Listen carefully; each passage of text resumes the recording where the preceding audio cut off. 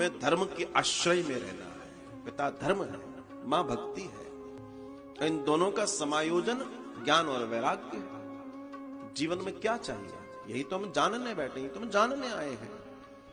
पूरी यात्रा की एक ही कहानी है साहब, हमें यही जानना, यही समझना है। श्री सुखदेव जी परीक्षित जी को कथा सुनाए, उसके पहले ये कथा श्री सूत जी के द्वारा श्री शौनकादिकों को सुनाई जा रही है। और वो उन्हें बता रहे हैं कि इस कथा की सबसे सुंदर व्याख्या करते हुए श्री सूत जी कहते हैं कि ये कथा के जो चरण है, उन चरणों में सबसे पहला चरण है नैमिषारण्य में इकट्ठे हुए वो 88,000 ऋषि मुनि, जिन्होंने सूत जी से प्रश्न किया कि आप हमें भागवत कथा का कल्याणकारी स्वरूप सार के रूप में बताएं। तो ध्यान रखिए, इस कथा के मुख्य 6 प्रश्न हैं जो ऋषियों के द्वारा श्री सूत जी से पूछे गए। और ये प्रश्न आपके और हमारे भी हैं। और ये बड़े बड़े सुंदर हजारों प्रश्नों को निचोड़ के ये 6 प्रश्न बने हैं। इन 6 प्रश्नों में पूरा का पूरा ज्ञान भरा पड़ा है। 6 प्रश्न 12 स्कंद, 6 प्रश्न 12 स्कंद, एक प्रश्न का उत्तर 2 स्कंद में है। और प्रश्न किया है शास्त्रों का सार क्या है। दूसरा प्रश्न किया है श्रेय कल्याण किसे कहते हैं। तीसरा प्रश्न कल्याण की प्राप्ति का साधन क्या है। चौथा प्रश्न भगवान के अवतारों का प्रयोजन क्या है। भगवान अवतार क्यों लेते हैं, क्या जरूरत है उन्हें अवतार लेने की। वो तो अपने अपने मन से प्रकृति बना देते हैं, मन से जगत बना देते हैं। उनको क्या जरूरत है यहां आने की। और अगर लेते हैं तो भगवान के कौन कौन से वो अवतार हैं, कृपा कर बताएं। और छठवां प्रश्न कि जब भगवान अवतार लेकर आते हैं, लीला करते हैं, तो लोगों के पास रहते हैं, लोगों को भगवान साक्षात मिलते हैं। लेकिन एक बात समझाइए हमें कि जब भगवान स्वधाम चले जाते हैं तब धर्म कहां रहता है, अर्थात धर्म की रक्षा कैसे होती है, लोग अपना जीवन कैसे जीते हैं। ये बड़े सुंदर 6 प्रश्न हैं। और इन्हीं प्रश्नों की व्याख्या भागवतम है, इन्हीं की व्याख्या भागवतम है। और यही हमें जानना है। उन्होंने बड़े सुंदरता से कहा कि मैंने सारे प्रश्नों का उत्तर दूंगा, लेकिन इसमें सबसे पहले आप ये जान लीजिए कि भगवान अर्थात नारायण ने लीला करने के लिए कई अवतार लिए। नारायण ने उन अवतारों में जो नारायण ने कृपा की है, वो कृपा समझिए कि भगवान के कौन कौन से अवतार रहे। वो कुछ उसमें अंशा अवतार हैं, कुछ पूर्णा अवतार हैं, ऐसे अवतारों की गणना है। लेकिन इन अवतारों में सबसे पहला अवतार है सनत कुमार का अवतार। ये 4 भाई हैं जो दिखने में 5 वर्ष के दिखते हैं, लेकिन इनकी आयु अनादि है। ब्रह्मा जी ने इनसे कहा कि भैया आप कुछ कीजिए। इन्होंने कहा नहीं, हम तो हरि का भजन करेंगे, इसके अलावा कुछ नहीं करेंगे। तो ब्रह्मा जी ने कहा कि ठीक है, तुम इसी आयु के रह जाओ, इससे ऊपर नहीं जाना। इसके बाद भगवान ने एक अवतार लिया, वराह भगवान का अवतार। वराह भगवान बहुत सुंदर अवतार है ये, और ये गृहस्थों के लिए बहुत अच्छा अवतार है। तीसरा अवतार नारद जी का अवतार है। नारद जी पूर्व जन्म में मनुष्य थे। हम कई बार सोचते हैं, अरे भगवान को पालें तो जीवन का सबसे बड़ा कल्याण हो जाए। मैं आपसे कहता हूं कि भगवान भी बन सकता है ये शरीर तपस्या के बल पे। नारद जी ने बड़ी घनघोर तपस्या करी, और ऐसी तपस्या करी कि उनको अगला जो जन्म मिला वो नारायण ने स्वयं उस अंश से, उस आत्मा में प्रवेश करके एक अवतार ही ले लिया। नारद जी तैयार हो गए। सोचिए, हम भगवान को पाने की बात, भगवान मिल जाए, भगवान मिल जाए, भगवान मिल जाए। अब सोचिए, इतनी बड़ी बड़े शास्त्रों में निवेदन आए हैं। तो मैं इस बात को इसलिए और कह रहा हूं कि ये बात बहुत बड़ी नहीं है कि आप क्या पाना चाहते हो। बात ये बड़ी है कि आप जो पाना चाहते हो उसके लिए आपके अंदर मन में कितनी शिद्दत है, आप में कितना उस बात के लिए बल है, कितना प्रेम है उस बात से, वो महत्वपूर्ण है। चौथा अवतार नर नारायण का अवतार, कपिल भगवान का अवतार, दत्तात्रेय भगवान का अवतार। दत्तात्रेय जी के बाद यज्ञ भगवान का अवतार है, ऋषभ देव जी का अवतार है, पृथु भगवान का अवतार है, मत्स्य अवतार है। भगवान ने जब समुद्र मंथन हुआ उसके पहले जब प्रलय आई, पहली प्रलय, तो भगवान मछली का रूप लेकर आए, तो मत्स्य अवतार भगवान का है। उसके बाद मंथन जब हुआ तो उन्होंने कुर्म अवतार लिया, कछुए का, कच्छप अवतार भी बोलते हैं जिसको। और उसके बाद उन्होंने धन्वंतरी अवतार लिया, अमृत को लेकर बाहर आए हैं। और उसके बाद उन्होंने मोहिनी अवतार लिया, नरसिंह अवतार लिया, वामन अवतार लिया, परशुराम अवतार लिया, व्यास जी का अवतार जिन्होंने सारे शास्त्र वेद पुराण हमको दे दिए, उनका अवतार हुआ। इसके बाद राम जी का अवतार है, भगवान श्री कृष्ण बलराम का अवतार है, हंसा अवतार है। इसके बाद आगे हरि अवतार है, बुद्ध अवतार है, और एक अवतार शेष है जिसको हम कल्कि अवतार कहते हैं, जिसमें भी काफी समय है। मेरा कहने का तात्पर्य यह है इन अवतारों के नाम लेने से, ये भगवान के वो लीला अवतार है जो भगवान ने लिए, अर्थात ये भगवान के स्वरूप थे। हमें इस कलयुग में सबसे बड़ी समस्या कहां हो रही है कि हमें कोई भी बता देता है कि ये नए वाले भगवान है, अर्थात हमें मालूम ही नहीं है। अगर हम शास्त्रों को नहीं पढ़ रहे हैं, शास्त्रों के निकट नहीं है, तो हमें मालूम ही नहीं है कि भगवान कौन है। जो बता देता है हम वहां जाके ढोक लगाना शुरू कर देते हैं। लेकिन परमात्मा के इन 24 अवतारों के दर्शन से हमें समझ में आता है कि अवतार यही है, और यही हमें समझना है, यही हमारे जीवन का सार होना चाहिए। तो भटकाव से बचें, और भागवतम में जो दर्शन दिया है, जिन 24 अवतारों की चर्चा हुई है, उनके अलावा कोई अवतार, कोई भगवान, कोई कुछ नहीं है। ये बात अपने जीवन में रखिए, क्योंकि ये कलयुग है साहब। रोज नए मॉल और दुकानें खुलती हैं, जिसमें भगवान के मॉल और दुकानें भी लोग बनाने लगे हैं। इशारों को अगर समझो, राज को राज रहे। बस मैं यही कहूंगा कि अपने जीवन में श्रेष्ठ कर्म कीजिए, ईश्वर को जानिए। कल हमने गीता जयंती मनाई, एकादशी का आनंद लिया। कुछ लोगों ने दूसरा 25 दिसंबर क्रिसमस भी मनाया। मैं कोई ये नहीं कहता कि ये है, मगर स्टडी करने से ये समझ में आता है कि ब्रेड इसलिए दी जाए कि तुम अपना नाम राम से रोम रख लो। कहने का मतलब जसराज से जस्टिन रख लो। अगर रोटी देने से लोगों का हित यह है, तो बहुत सावधान होकर समझ जाइए कि रोटी नहीं दी जा रही, आपकी पूरी जिंदगी बदली जा रही है। लोग रोटी, कपड़ा, मकान देके अगर लोगों के धर्म बदलने में लगे हैं, तो आप समझ लीजिए कि फिर वो धर्म नहीं है जहां लोग जा रहे हैं। धर्म कभी लालच नहीं देता, धर्म ज्ञान देता है। महात्मा भीष्म 6 महीने तक बाणों की शैया पे पड़े रहे। शरीर में एक इंच छोड़ के बाण घुसा हुआ है जिसके शरीर में, और व्यक्ति प्रसन्न है और वहीं पर लेटे लेटे ज्ञान दे रहा है पांडु पुत्रों को। बस मुझे इस बात का जवाब दे दीजिए कि जब हमने ऐसे व्यक्ति को भगवान नहीं माना जिसके पास ज्ञान की कोई कमी नहीं थी, और हम ऐसे व्यक्ति को भगवान कैसे मान लें जो 4 कील लगते से अपने प्राण 3 दिन में खत्म कर देता है। छोटी सी बात दूर तक जाना चाहिए। भगवान कौन है जिसके ऊपर इन सब आदि व्याधियों का कोई प्रभाव नहीं पड़ता। इस बात को जिस दिन जीवन में आप समझ जाओगे, उस दिन आपका जीवन कल्याण से भर जाएगा। दुख यह है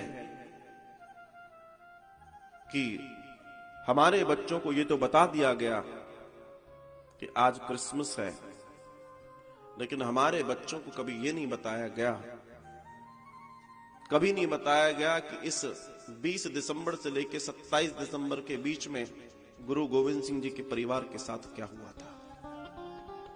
ये नहीं बताया गया। उन गुरुओं की शहादतें नहीं पढ़ाई गई, जिन गुरुओं के बलिदान से हिंदू धर्म की आज इतनी बड़ी संख्या में स्थिति दिखाई देती है, जिन्होंने हंसते हंसते अपने सर पर आरे लगवा लिए, जिन्होंने हंसते हंसते अपने शरीर को उबलते हुए कड़ाहों में रखवा दिया। लोगों को यह नहीं पढ़ाया गया, हम लोगों को वो पढ़ाया गया जो विकृति से भरा हुआ था, जो गड़बड़ से भरा हुआ था, हमें वो पढ़ाया गया। कई बार सोचकर बड़ा आश्चर्य होता है कि हम किस संस्कृति, किस चीज को जी रहे हैं, हमें मालूम ही नहीं है कि हम आताताइयों को, जिन लोगों ने हम पे आताताई, जिन लोगों ने हम पे आक्रमण किए, जिन लोगों के द्वारा हमारे जीवन में दुख आया, हमारी संस्कृति को भ्रष्ट करने का जिन लोगों ने प्रयास किया, उनको हीरो बना दिया गया और हमें वो पढ़ाया गया। कल्पना करके देखिए, हम चुप रहे और हमारी चुप्पी का इतना ज्यादा फायदा उठाया गया कि उस चुप्पी की वजह से हमारे लोगों को मालूम है, बहुत सारे लोगों को मालूम है कि मैं मेरी वैदिक संस्कृति से बहुत प्रेम करता हूं और उसी का प्रचार करना चाहता हूं, उसके अलावा मेरे जीवन में कोई लक्ष्य नहीं है, न था। कल कुछ समय के लिए हमारी फेसबुक आईडी को भी हैक किया गया और उस आईडी पर मैरी क्रिसमस की शुभकामनाएं दी गई। हालांकि कुछ ही देर की बात रही, उस बात को तुरंत पकड़ा गया। तो लोग ये तक करने से बाज नहीं आते, लेकिन गोविंद से बड़ा सहायक कोई नहीं है, वो बात तुरंत पकड़ में आ गई। छोटा सा मेरे पास एक लेख आया, बड़ा सुंदर लेख है, मैं आपको पढ़ के सुनाना चाहता हूं। दोनों गोविंद सिंह जी के, गुरु गोविंद सिंह जी के दोनों बेटे, जिनको आप साहबजादे के रूप में भी जानते हैं, लोगों को इतना मालूम है कि इस्लाम कबूल करने को कहा गया, जब नहीं माने तो उनको जिंदा दीवार में चिनवा दिया गया। ज्यादातर लोगों को यह कहानी मालूम है, लेकिन क्या इसके पहले की कहानी मालूम है? दर्शन आता है कि इतिहास का पूरा ब्यौरा बताता है, जिस समय दोनों छोटे साहबजादे माता गुजरी के साथ गिरफ्तार हुए, उनकी माता गुजरी के साथ जब उन दोनों बच्चों को गिरफ्तार किया गया, तो अपने साथ उनके भाई दूना सिंह जी हिंदुरिया थे और अपने अपने ग्रंथ कथा गुरु सुतन की, जो ब्रज भाषा में है, इसमें पूरा वृतांत विस्तार से लिखा है। किताब है कथा गुरु सुतन की, ब्रज भाषा में ही है वो, उसमें पूरा ब्यौरा है ये कि क्या हुआ था, लिखा हुआ है। आप लिखते हैं कि साहबजादों को गंगू के घर से गिरफ्तार किया गया था और बोरी में बंद करके एक घोड़े पे लाद दिया गया था। बोरी में बंद किया, घोड़े पे ऐसे लाद दिया गया, बीच में रस्सी बांध दी गई, एक तरफ एक साहबजादे लटके हुए, एक तरफ एक, बोरी में बांध के टांग दिया गया था। और माता जी के मुंह पे, जो गुजरी माता थी, उनकी मां थी, उनके मुंह पर लाल मिर्ची की एक पोटली बांध दी गई थी। आप यातना देखिए, यातना कितनी बड़ी थी। एक पोटली बांध दी गई थी और दोनों हाथ पीठ के पीछे बांध के घोड़े पे बैठा के मोरिंडा मुगल की चौकी पे लाया गया। वहीं मोरिंडा कोतवाली में एक रात भूखे प्यासे उनको रखा गया। मोरिंडा कोतवाली की वो इमारत और वो कमरा आज भी संरक्षित है जिसमें ऐसा हुआ था। मैं चाहता हूं कि हमारे छोटे छोटे नन्हे मुन्ने बच्चे, युवा और बड़े सब इस बात को बहुत ध्यान से सुने कि आप आज जो इतराते हो कि हम हिंदू हैं, इस इतराहट के पीछे उन गुरुओं की शहादत है। अगर वो ना होते तो आज का परिदृश्य शायद कुछ और ही होता, कुछ और ही होता। लिखा है, अगले दिन आप लोगों को सरहिंद के किले में लाके ठंडी बुर्ज में कैद कर दिया गया। भाई ये सर्दियों के दिन थे, दिसंबर, इन्हीं दिनों की तो बात है। कैद कर दिया गया। वो रात आपने उसी ठंडी बुर्ज में बिना किसी बिस्तर, गर्म कपड़ों के भूखे और प्यासे बुझाई, बच्चों ने और मां ने। अगले दिन आपको वजीर खान की कचहरी में पेश किया गया। अगले दिन आपको वजीर खान की कचहरी में पेश किया गया, जहां वजीर खान ने आपको इस्लाम कबूल करने को कहा। लिखा है इसमें, आप जी ने मना कर दिया तो पहले शहतूत की एक छड़ी से आपकी पिटाई की गई, आपको मारा गया।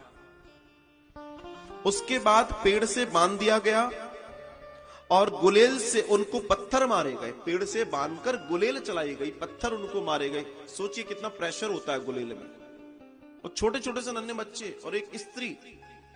लेकिन सोचिए अपने धर्म पर अड़िग रहे ये लोग। आज लोगों को एक मतलब सुनता हूं मैं कि अगर उन्होंने किसी ने 10,000 रुपए दे दिए तो वो कहते हैं बताओ नाम कैसा लिखना है। कल्पना करके देखो जीवन कैसा है। तो उसके बाद अब देखिए, उसके बाद पेड़ से बांध दिया गया और गुलेल से उनको पत्थर मारे गए। एक पत्थर बाबा जोरावर सिंह जी की आंख में लगा और उस आंख से खून गिरने लगा, एक पत्थर। इसके बाद आपकी अंगुलियों को तेल में डुबो के उसको आग में तपाया गया। अंगुली को तेल में डाला, जब अंगुलियों में तेल लग गया तो आग में उन उंगलियों को तपाने की कोशिश की गई। अत्याचारों का यह सिलसिला 2-3 दिन चलता रहा। अगले दिन पुनः कचहरी बैठी और आप दोनों को मौत की सजा सुनाई गई, जब आपने अपने धर्म बदलने से बिल्कुल मना कर दिया। आप हमें मार डालो लेकिन हम धर्म नहीं बदलेंगे। आपको जिंदा ही दीवार में चिनवा देने की सजा सुनाई गई। जब दीवार में चिनवाया जा रहा था तो दीवार बार बार गिर जाती थी। तब दोनों जल्लाद बाशन बेग और शासन बेग आप जी की छाती पर चढ़ गए। आप जी की छाती पर चढ़ गए और दोनों पुण्यात्माओं को इस्लामिक विधि से गला रेत के जिभा किया गया। गला रेता गया, धीमे धीमे रेता जाता है। कल्पना करो आप, कल्पना करो आप, अगर हमें पूजना है तो इन साहबजादों को पूजेंगे, किसी को नहीं पूजेंगे। हम किसी विदेशी को क्यों पूजें, जिन्होंने इस धर्म को बचाए रखने के लिए उस उम्र में भी ये नहीं देखा। आप सोचिए, कल्पना करके देखिए, नाजुक नाजुक बच्चे और उनका गला रेता गया। बाबा जोरावर सिंह जी के प्राण सिर्फ 2.5 मिनट में शरीर छोड़ गए, जबकि फतेह सिंह जी के चरण पूरे 12 मिनट तक खिलते रहे, तड़पते रहे। धीरे धीरे खून बहना बंद हो गया, प्राण पखेरु उड़ गए। माता गुजरी इस समय ठंडी बुर्ज में बंद थी। आपको जब यह समाचार मिला तो उन्होंने भी प्राण छोड़ दिए। ये सोचकर मैं सिर्फ इतनी ये आपको ये लिटरेचर मैंने जो निकलवाया सिर्फ इसलिए निकलवाया, और मैं आपको इसलिए सुनाना चाहता हूं कि आप इन धार्मिक कथाओं को सुन रहे हो, ये बहुत अच्छी बात है। ये आपको धर्म बताती हैं, आपको परमात्मा से मिलाती हैं। लेकिन इन वीरों को याद करो, इन सपूतों को याद करो, जिनकी वजह से आप ये धार्मिक कथाएं सुन पा रहे हैं। आप हिंदू कहलाने के लायक अपने आप को खड़े होकर कह पा रहे हैं। अगर इन्होंने ये सब बलिदान नहीं दिए होते, आप सोचो, खड़े खड़े शीश कलम कर दिया जाता है सिर्फ इसलिए कि तुम अपना धर्म नहीं बदल रहे। गर्म पानी में उबाला जाता है, छोटे छोटे बच्चों को रुई लगाकर अर्जुन देव जी के साहबजादों को, पुत्रों को लाहौर में, सिर्फ इन्होंने अपने धर्म को नहीं बदलने के लिए मना कर दिया। अर्जुन देव जी के सामने उनके बच्चों को रुई लपेट दी गई और साफ। और हम कहते हैं कि हम धर्म को समझते हैं। ये धर्म, ये आज जो हमें मिला है ना साहब, ये कितनी मुश्किल से मिला, इसका अंदाजा लगा कर देखिए।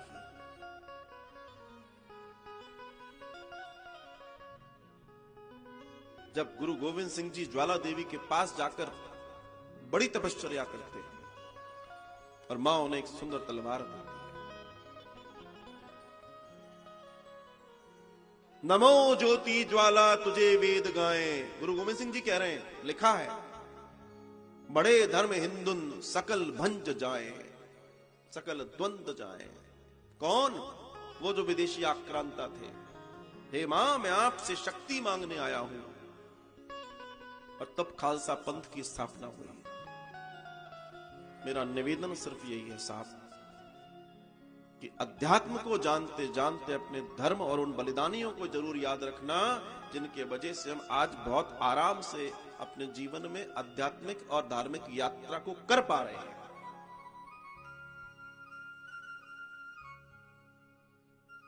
हमें इन दिनों को ये क्रिसमस में याद नहीं रखना। हमारा कोई नहीं मरा जो हमको याद करने की जरूरत है। जो हमारे मारे गए हमें उन्हें याद करने की जरूरत है। हमें उन्हें प्रणाम करने की जरूरत है। हमें उन्हें प्रणाम करना है। हमें इस बात पर विचार करना है। और यही धर्म को जानने की हमारी पहली प्रतिज्ञा होनी चाहिए कि हम सब भारतीय इस बात पर जीवन में गर्व करें कि हम ऐसे पुरखों की संतानें हैं जिन्होंने हंसते हंसते अपने प्राण ऐसे दे दिए। शहीद भगत सिंह राजगुरु जब फांसी पर जा रहे थे तो क्या कह रहे थे? मेरा रंग दे बसंती चोला। सोचो आप।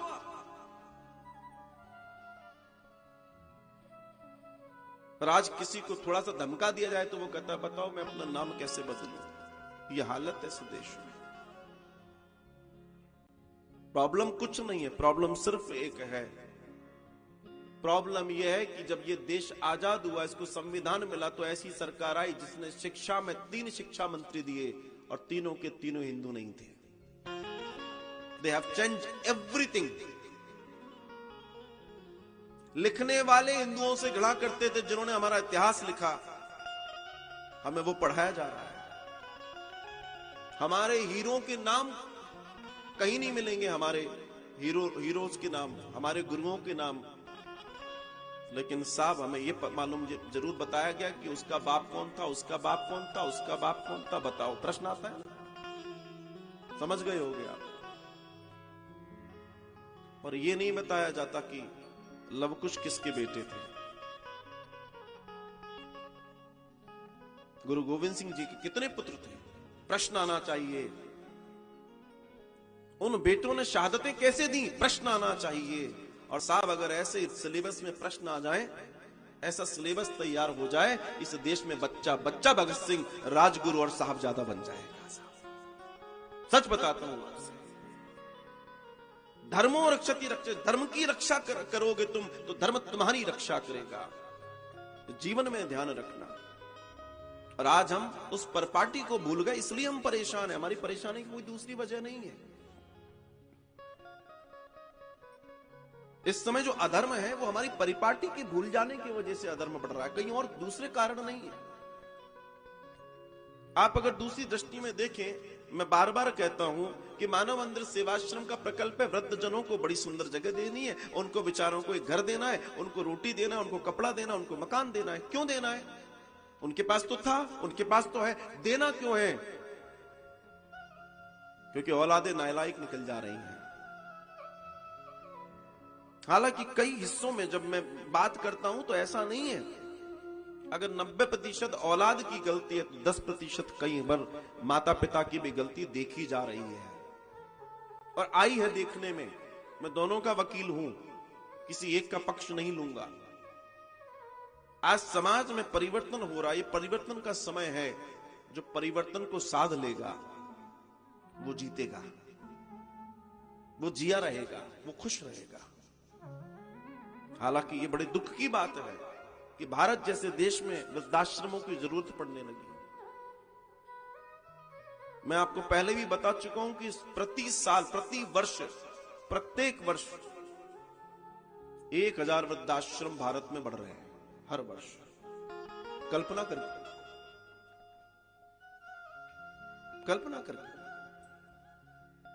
और एक और बताऊं, बहुत बड़ी एक और रिपोर्ट, और ये रिपोर्ट सुनकर तो ये सर जो है ना गर्दन से सीधे रहना ही नहीं चाहिए, झुक जाना चाहिए। जितने लोग वृद्धाश्रम में रह रहे हैं इस भारत में, जितने लोग, उनमें से 99% से ज्यादा लोग हिंदू परिवारों से हैं साहब।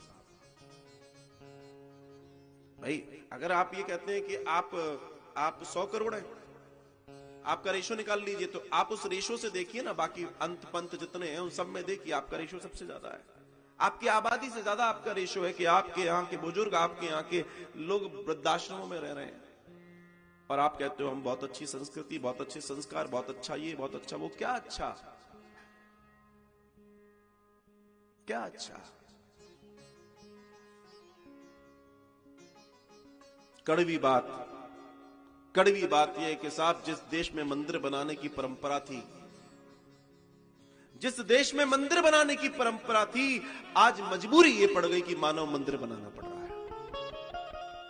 आज मजबूरी ये पड़ गई कि मानव मंदिर बनाना पड़ रहा है, सिर्फ इसलिए कि लोगों के अंदर फिर से मानवता की जागृति की जाए, लोगों के अंदर मानवता जगाई जाए कि भैया इंसान बनो, इंसान बनो, इंसान बनो।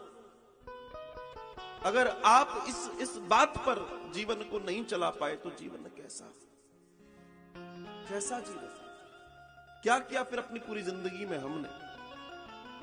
तुम्हारी कमाइयां, तुम्हारी कोठियां, तुम्हारे मकान, तुम्हारे फैक्ट्रियां, तुम्हारा ये सब कुछ, अभी रिपोर्ट 2 साल पहले हम सबने सुनी, सबने पढ़ी। इस देश की नामी कंपनी कपड़ा बनाने की, जिसको आप नंबर 1 कंपनी बोलते हैं, रेमंड्स, और ये स्टोरी आप सबको मालूम है, खूब अखबारों में छपी, खूब पेपरों में रही, कुछ मीडिया में रही। इतनी बड़ी कंपनी के मालिक को उसके बेटे ने कंपनी से दखलंदाज करके बाहर कर दिया, जाओ मजे करो। कंपनी तो बना ली, देश की शीर्ष कंपनी तो बना ली साहब, लेकिन बच्चों में संस्कार नहीं दे पाए। क्षमा करना, दौड़ यही है।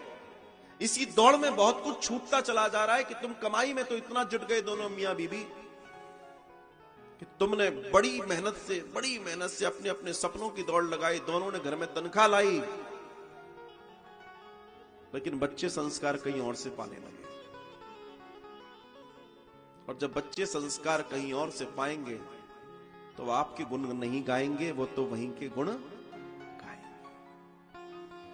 थोड़ा कर लो, सुविधाओं को कम कर लो, थोड़ा सा तपी जीवन जी लो।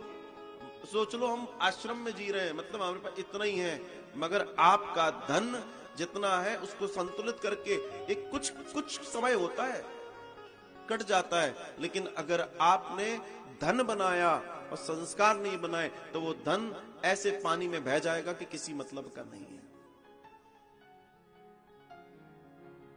बच्चों को बनाइए साहब, बच्चों को प्रेम की जरूरत है, बच्चों को माता पिता में दोस्त की जरूरत है। बच्चों को अगर माता पिता में दोस्त नहीं मिलेंगे, घर में दोस्त नहीं मिलेंगे, तो बाहर के दोस्त बनाएंगे, और बाहर के दोस्तों का भरोसा मत कर लेना। इसलिए नहीं कर लेना क्योंकि ये उम्र ऐसी होती है कि इसमें समझ नहीं होती। जो प्रेम से बोलने लगे तो आज बच्चे समझते हैं ये सबसे अच्छे हैं, लेकिन जब होशियार लोग प्रेम से बात करने लगे, नमस्कार करने लगे, तो समझ लेना गड़बड़ है।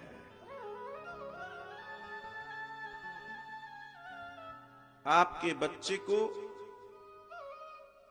बच्चे को ये मालूम हो कि मुझे सुबह से लेकर शाम तक की हर बात अपने मम्मी पापा को बहुत इजीली बतानी है, समझ लेना आपका बच्चा आपके हाथ से कभी निकलने वाला ही नहीं है।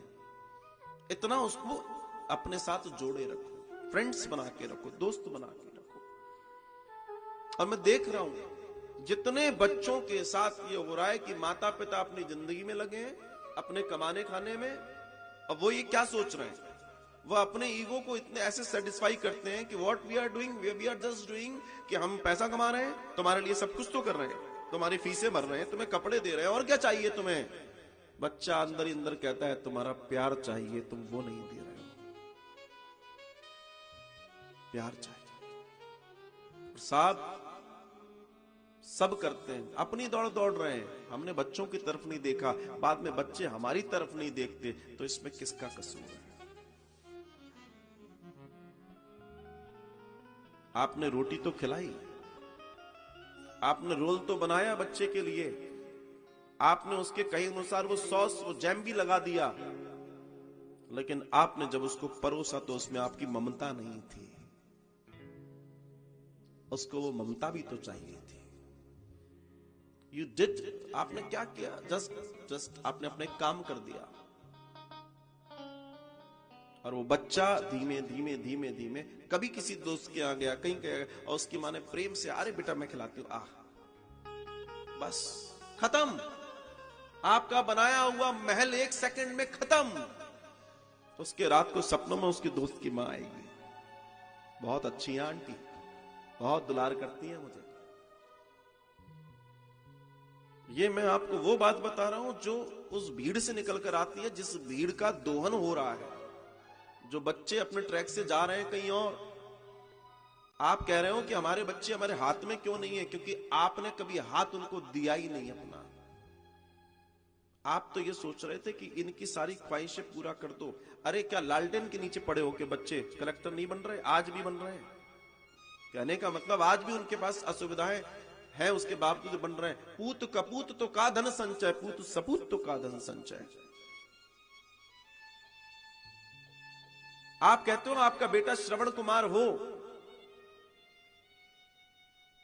बिल्कुल हो सकता है, लेकिन श्रवण कुमार का ही तो बेटा श्रवण कुमार होगा।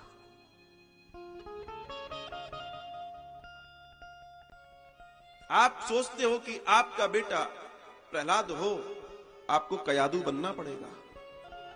आप सोचते हो आपका बेटा ध्रुव हो, आपको सुनीति बनना पड़ेगा। आपके सोचने से नहीं होगा। ये धर्म गाथाएं, धर्म कथाएं, आज अगर सूत जी से ये प्रश्न किया जा रहा है, सूत जी हमारे अज्ञान को दूर करने के लिए आप कथा सुनाइए, तो हमने कभी ऐसी कोशिश की कि अपने अपने अज्ञान को दूर करने के लिए कभी किसी से प्रश्न किया हो? जब तुम्हारा अज्ञान नहीं छटा तो तुम क्या अपनी औलादों का, क्या अपने समाज का अज्ञान छाटोगे? दर्द ये नहीं है साहब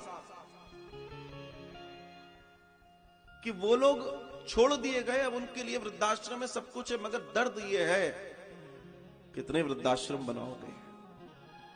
दर्द ये है कितने वृद्धाश्रम बनाओगे? कितना, आखिर कितना, कब तक करते रहोगे? जिस प्रकार हम और आप इस स्थिति में हैं, आने वाला समय बहुत बहुत जटिल होने वाला है। बहुत बहुत साधुवाद आप सबको कोई निकाल रहा है, कोई बनाए रखने के लिए अपनी सेवाएं दे रहा है। ये भी बड़ी कृपा है। इस दुनिया में हर तरीके के लोग हैं, कोई सुख देता है, कोई दुख देता है, लेकिन एक बात जीवन में ध्यान रखना, कर्म की गति बड़ी प्रधान होती है। सबको भोगना पड़ेगा। अच्छा करोगे अच्छा होगा, बुरा करोगे बुरा होगा। मैं इसलिए बार बार लोगों से निवेदन करता हूं, भैया कथा से जुड़ो, भैया सत्संग से जुड़ो, भैया धामों में जाते रहो, संतों से जुड़े रहो। क्यों? अरे कभी तो मति पलटेगी। तुम जब वातावरण में रहोगे, कहीं किसी आश्रम में जाओगे, शुद्ध पवित्रता का अन्न खाओगे, तो आप मान के चलना वो अन्न नहीं है, वो प्रसाद है। आपने जो अन्न खाया था उसका विष वो खत्म कर देगा, आपके अंदर संचार कर देगा भक्ति का। जब जाओगे तभी तो पाओगे। आप सबके सहयोग से बनने जा रहे ये मानव मंदिर सेवाश्रम की सबसे बड़ी उपलब्धि यही है कि जितने लोग अपना सहयोग देते हैं वो सब गोविंद के प्यारे हैं। कब? गोविंद के प्यारे। क्यों? गोविंद ही तो कृपा करते हैं आपके धन को शुद्ध करने के लिए। ऐसे कोई कृपा कैसे कर देगा? बिना ईश्वर की इच्छा के कुछ नहीं होता। वो कृपा करते हैं, जा मैं तुझे सलायक बना दिया कि जा तू भी किसी की मदद कर पाए। इससे बड़ी जीवन में कोई और स्थिति नहीं है। हम रोज कथा सुनते हैं, 3-3, 4-4, 5-5 चैनल आपके पास हैं कथा सुनने के लिए, और लगभग एक चैनल पर 3 से 4 कथाएं अवेलेबल है। लेकिन एक कड़वा प्रश्न है, रेगुलर सुनने के बावजूद भी जीवन में दुख क्यों? क्योंकि हम सिर्फ सुनते हैं, उतारते नहीं। हमने कथा सत्संग भगवान को भी एज मनोरंजन ले लिया है, और जिस दिन हम इस मनोरंजन से हटकर आत्मरंजन की यात्रा में जाएंगे, एक झटके में बदल जाएगा सब कुछ। एक झटके में, एक पल में सब बदल जाने वाला है। भगवान का मिलना कोई बहुत कठिन कार्य नहीं है साहब, भगवान बहुत आसानी से मिल जाता है। तुम अपने आप को आसान तो बनाओ, ग्राही तो बनाओ, आप इस लायक तो तैयारी करो कि आपको कुछ मिल जाए, आपके पास कुछ पहुंच जाए। You just prepare yourself first. अब अपने आप को पहले तैयार तो करो, तैयार ही नहीं किया। मुझे बड़ी खुशी हुई जब कल दास को यह घोषणा करने का सौभाग्य मिला कि अगले 2 से 3 में निरंतर शाम का भंडारा शुरू होने जा रहा है संत सेवा के लिए। क्योंकि बड़े दिनों से इस बात पे प्रयास चल रहा था, और पूरी रिपोर्ट निकल कर जब आई तो पता पड़ा कि शाम के समय भंडारा नहीं होता। दिन में तो सब साधु संतों को सबको मिल जाता, पर शाम का भंडारा नहीं है। तो अब लगभग तैयारी हो गई है, 2 या 3 दिन के अंदर वृंदावन में शाम का एक बड़ा भंडारा प्रतिदिन शुरू करने जा रहे हैं। प्रतिदिन। इससे उन सबको भोजन प्रसादी मिलेगी और आपको आशीर्वाद मिलेगा। और इसी क्रम में आप सबको मालूम है कि 1 तारीख से हम थाली सेवा शुरू करने जा रहे हैं। जिस तरह की थाली हमने डिजाइन की है, अभी हमने पता करवाया, इसी वृंदावन में कुछ अच्छे भोजनालय हैं जिनको आप रेस्टोरेंट या होटल भी कहें। हमने जो मीनू तैयार किया है, उस मीनू को अगर हमने जब चेक करवाया कि ये थाली कितने की पड़ेगी बाहर, तो बाहर वो थाली 250 और 300 रुपए तक मार्केट में अवेलेबल है। और इसकी लागत हमें मात्र इसकी 50%, इसकी आधी पड़ रही है लगभग। आप सोचिए उन गरीब लोगों को, उन लोगों को हम जो खाते हैं अगर वही खिलाना शुरू कर दिया जाए, तो सोचिए जीवन कितना सुंदर हो जाएगा, कितना सुंदर हो जाएगा। मैंने कल भी ये चर्चा ही करी थी कि हमारे पास कई लोगों के फोन आए इस बात को लेके कि हमारी थाली अभी से लिख लो, 1 तारीख से शुरू हो रही है, आप करो। अरे आप 1 थाली पर डे ठाकुर जी को भोग भी लगाने के लिए बोल सकते हो, हमारी तरफ से ठाकुर जी को भोग लगाओ। मैं अभी आपसे शुरू में कह रहा था कि आपके रसोई से निकलना चाहिए किसी के लिए भोजन। अगर आप 1 थाली रोज भी निकाल दें, आप सोचो आपने कितना बड़ा काम कर लिया। कल्पना करो, कल्पना करके देखो कि आप जब बुफे में जाते हैं, पार्टीज में जाते हैं, रेस्टोरेंट में जाते हैं, होटल में जाते हैं, आप जो खाना खाते हो, वैसा खाना होटल के बाहर खड़े हुए कोई गंदे कपड़ों में बेचारे बच्चे खड़े, उनको मिल जाए। कल्पना करके देखो। मैं सच कहता हूं आपसे, थोड़ा सा स्वार्थ भी है यहां पर, क्योंकि बिना स्वार्थ के तो जगत चलता ही नहीं है। स्वार्थ यह है, उन बच्चों को पढ़ाई लिखाई नहीं होगी, वो वृद्धजन हो सकता है, वो गरीब, उनको पढ़े लिखे नहीं होंगे, उनको जैसे ध्रुव को नहीं मालूम था अब मैं क्या करूं, ठाकुर जी सामने आ गए, मालूम ही नहीं था स्तुति विस्तुति कैसे करते हैं, वो तो देख रहे हैं, अब मैं क्या करूं, भगवान ने शंख लगाया, ज्ञान आ गया, स्तुति करने लगे। उनको ये ज्ञान नहीं होगा कि मैं क्या करूं, इनको धन्यवाद दूं या ना दूं। और ध्यान रखना,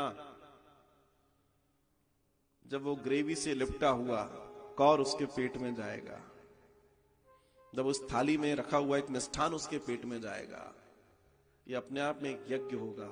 और इस यज्ञ से निकलने वाली जो आशीर्वाद है, वो आप दुनिया में किसी भी कोने में होगे वहां तक पहुंचेगा, बिना उनकी मर्जी के पहुंचेगा। उनको भी नहीं मालूम क्या हो रहा है, मगर वो पहुंचेगा और आपके जीवन का कल्याण कर देगा। आशीर्वाद और आह मतलब बद्दुआ, ये दोनों की गति बड़ी तेज है। और इसमें सबसे ज्यादा तेज मालूम है कौन है? आह। इससे बचो जीवन में। आशीर्वाद मिले न मिले चलेगा, किसी की आह मत लो। बस यही सत्संग है, यही भागवत है, यही सारे शास्त्रों का सार है साहब। बड़ी प्रसन्नता मुझे कि आप सब ने इस बात को सराहा। और आगामी 1 तारीख से होने जा रही श्रीमद् भागवत कथा जो 7 जनवरी तक रहेगी, आपने उसमें सुंदर पोथी यजमान के लिए भी आप लोगों के फोन आए। और मैं चाहूंगा कि इस नए साल की शुभारंभ आपका पोथी यजमान से हो। आप 1 तारीख वाली कथा में यजमान बने, जिससे आपका पूरा वर्ष बहुत सुंदर, बहुत आनंदमय हो और आपके ऊपर गोविंद खूब कृपा करे। इसी क्रम में जो हमारी रोटी सेवा है, 21,000 रुपए की रोटी सेवा, आप सबको मालूम है कि 21,000 रुपए की जो रोटी सेवा होती है, उस 21,000 के इंटरेस्ट से गरीब जो भोजन करने वाले हैं उनको रोटी सेवा मिलती है आजीवन, जब तक आपका जीवन है और उसके बाद भी उनके लिए वो रोटी सेवा तैयार की जा रही है। तो इसी क्रम में कल जयपुर से, हालांकि कल प्रसारण कट गया था, हमने YouTube पर तो गया था, लेकिन पुनः मैं चाहूंगा कि बड़े सुंदर भाव के साथ कांता भारद्वाज जी जयपुर से, बहुत सुंदर कि गोविंद ने आपको इतनी सुंदर प्रेरणा दी। कांता भारद्वाज जी जयपुर से हैं। आपने कल आजीवन रोटी सेवा ली है, बहुत बहुत साधुवाद आपको, बहुत बहुत साधुवाद। हमारी ओर से आपके लिए सुंदर सर्टिफिकेट जो आपके नाम से आपके पते पर आपके घर पहुंचेगा।